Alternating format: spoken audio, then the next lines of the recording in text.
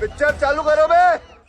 चलो भाई देखो अब मैं क्या कर। के जो नागरिक है उनको हम वापस ला रहे हैं। मोदी जी का प्रिंसिपल है no Indian left behind. Operation Devi Shakti हो, ऑपरेशन गंगा हो या ये ऑपरेशन हो, 67,000 लोगों को वापस लाया। ये लोग क्या कर रहे थे? एक भी बार ईरान को कंडेम नहीं किया कि 3 भारतीय मारे गए ईरान के स्ट्राइक में। एक शब्द ईरान में पेट्रोल कर्फ्यू लगा दिया।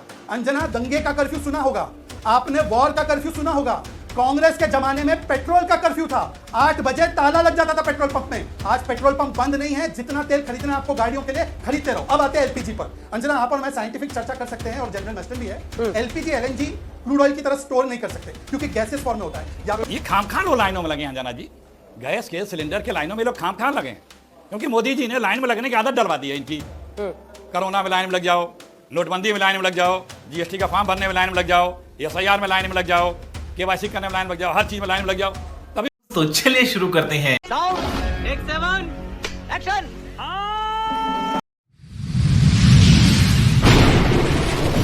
कई लोग ऐसे हैं जो हमारी डिप्लोमेटिक स्ट्रेटेजिक साइलेंस को इस मुद्दे पर क्वेश्चन कर रहे हैं, सवाल खड़े कर रहे हैं कि सरकार क्यों चुप है। क्या वो घड़ी आ गई है? आप देख रहे हैं अब इजराइल के राजदूत को अगर स्पेन हटा रहा है, क्या वो घड़ी आ गई है जब इस युद्ध के खिलाफ भारत को एक स्टैंड किसी एक पक्ष के साथ और खिलाफ लेना होगा? और साथ ही ईरान देखिए जिस स्ट्रैटेजी पर काम कर रहा है, अब वो स्ट्रेट ऑफ हॉर्मुज को अगर ब्लॉक कर रहा है तो आप समझ रहे हैं कि ये युद्ध, और खाड़ी देशों पर भी लगातार हमले कर रहा है। हमारे पास क्या स्ट्रैटेजी है? और एलपीजी को लेकर कैसे देश को आश्वस्त करेंगे कि जो लंबी लंबी लाइनें अभी से देश के कई हिस्सों में दिख रही हैं वो नियंत्रण में रहेंगी? बताता हूं। सवाल है।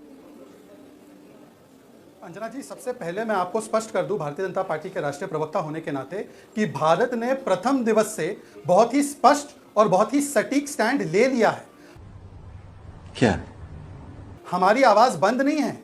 हमने बिल्कुल बताया है कि हमारे लिए भारतीय हित और भारतीयों की सुरक्षा ये सबसे अहम है और हम शांति के पक्ष में हैं। We are on the side of peace. हम युद्ध नहीं, हम बुद्ध के पक्ष में हैं। हम कॉन्फ्रंटेशन नहीं, हम कंसिलिएशन और डायलॉग के पक्ष में हैं। देख रहा है विनोद, अंग्रेजी बोल बोल के कैसे बात को घुमाया जाता है। तो भारत का बहुत पहले आ चुका है कि किसी की भी टेरिटोरियल सॉवरेनिटी और इंटेग्रिटी हो, प्रोटेक्ट होनी चाहिए। किसी के खिलाफ भी सिविलियन हॉस्टिलिटी हो, वो नहीं होनी चाहिए। पर मेरे लिए मेरे देश का हित सबसे प्रथम है। इसीलिए पक्षपात तो उन लोगों ने किया जो कुर्ते शर्ट फाड़ कर निकाल कर ईरान पे आर्टिकल तो लिख रहे थे, खमेनी जी पर आर्टिकल तो लिख रहे थे, अच्छी बात है। हमने भी कंडोलेंस एक्सप्रेस किया, हमने भी ईरान के लिए बात रखी। पर जो 90 लाख से 1 करोड़ भारतीय, केरलम के भारतीय बहुत अधिक संख्या में गल्फ में फंसे हुए थे, कांग्रेस पार्टी ने उनके खिलाफ एक टारगेट मार्क करके कहा कि जाओ इन लोगों को मारो। और मैं झूठ पे झूठ, झूठ पे झूठ। उसका उदाहरण देता हूं।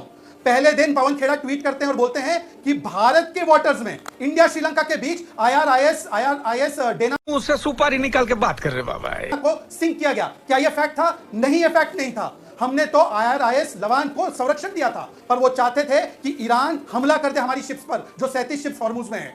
फिर उसके बाद भारत के जो नागरिक है उनको हम वापस ला रहे हैं। मोदी जी का प्रिंसिपल है no Indian left behind. Operation Devi Shakti हो, ऑपरेशन गंगा हो या ये ऑपरेशन हो, 67,000 लोगों को वापस लाया। ये लोग क्या कर रहे थे? एक भी बार ईरान को कंडेम नहीं किया कि 3 भारतीय मारे गए ईरान के स्ट्राइक में। एक शब्द सोनिया गांधी ने कहा हो तो मुझे बता देना।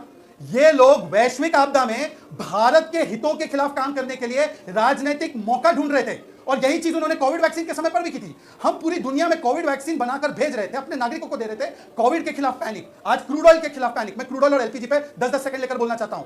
हमारी डेली कंजम्पशन क्रूड ऑयल की लगभग 55 लाख बैरल्स है।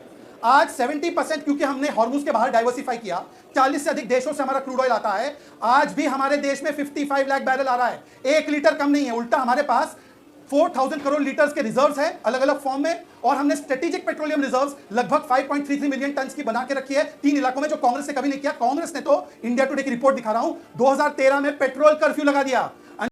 बात तो सही है। अंजना, दंगे का कर्फ्यू सुना होगा आपने, वॉर का कर्फ्यू सुना होगा। कांग्रेस के जमाने में पेट्रोल का कर्फ्यू था। 8 बजे ताला लग जाता था पेट्रोल पंप में। आज पेट्रोल पंप बंद नहीं है। जितना तेल खरीदना है आपको गाड़ियों के लिए खरीदते रहो। अब आते हैं एलपीजी पर। अंजना, आप और मैं साइंटिफिक चर्चा कर सकते हैं और जनरल मैस्टर भी है। एलपीजी एलएनजी क्रूड ऑयल की तरह स्टोर नहीं कर सकते क्योंकि गैसेस फॉर्म में होता है। या तो आपको उसको प्रेशराइज करके रखना है या तो उसको क्रायोजेनिक टेंपरेचर पर रखना है 162 डिग्री माइनस में। इसकी व्यवस्था पूरे दुनिया में कहीं नहीं है। हम लोग 99% पहले मिडिल ईस्ट से एलपीजी और एलएनजी लाते थे। आज लगभग 20-25% हमने डाइवर्सिफाई यूनाइटेड स्टेट्स, ऑस्ट्रेलिया और बाकी देशों में किया है। अभी जब हम बात कर रहे हैं 1 मिलियन टन ठीक है, एलपीजी हमारे पास अमेरिका से आ रहा है। 40 में से 20 कंटेनर आ चुके। पर मैं इनसे पूछना चाहता हूं, हमने 100% डोमेस्टिक से हम पूरी तरह से तैयार हैं। और देखिए अभी भी खबर आ रही है कि विदेश मंत्री हमारे बातचीत कर रहे हैं जयशंकर लावरोव से भी, रूसी विदेश मंत्री से भी, उससे पहले उन्होंने ईरान के भी विदेश मंत्री अब्बास अरागची से बात की है। भारत हर तरफ संपर्क रख रहा है अपनी बातचीत आगे, क्योंकि राष्ट्रहित से बड़ा कुछ नहीं हो सकता ना। अखिल अमेरिका को गाली दो, अरे भाई वहां पे अनेकों भारतीय रहते हैं, हमारा बहुत कुछ स्टेक पे है इस वक्त। बात तो सही है। अच्छा उस देखिए कितना अच्छा अभी बता रहे थे हमारे भाजपा के प्रवक्ता और मंत्री जी भी बता रहे हैं, आप भी बता रही है, प्रधानमंत्री जी बता रहे हैं, सब कुछ इफरात है जी हिंदुस्तान में। तेल भी इफरात है, गैस भी इफरात है। अभी मजा आएगा ना भिड़ो। ये खामखान वो लाइनों में लगे हैं अंजना जी, गैस के सिलेंडर के लाइनों में लोग खामखान लगे हैं, क्योंकि मोदी जी ने लाइन में लगने की आदत डलवा दी है इनकी। कोरोना में लाइन में लग जाओ, नोटबंदी में लाइन में लग जाओ, जीएसटी का फॉर्म भरने में लाइन में लग जाओ, एसआईआर में लाइन में लग जाओ, केवाईसी करने में लाइन में लग जाओ, हर चीज में लाइन में लग जाओ। तभी बता रहे हैं ना, आप भी बता रहे हैं कि सब कुछ उपरात है। शौक आ गया। समय समाप्त हो रहा है, इसलिए इसका एक जवाब दे दीजिए। जो अखिलेश जी कह रहे हैं, वो कह रहे हैं कि आप देश को लाइन में लगाने की आदत डाल रहे हैं। क्या बढ़िया था गुरु। शहजाद जी जल्दी से सिर्फ 2 लाइन। ऐसा है कि लाइन में लगा दे रहे हैं आप देश को। लाइनें तो दिख रही हैं, अलग अलग शहरों में लोग सिलेंडर के लिए लाइन में लग रहे हैं।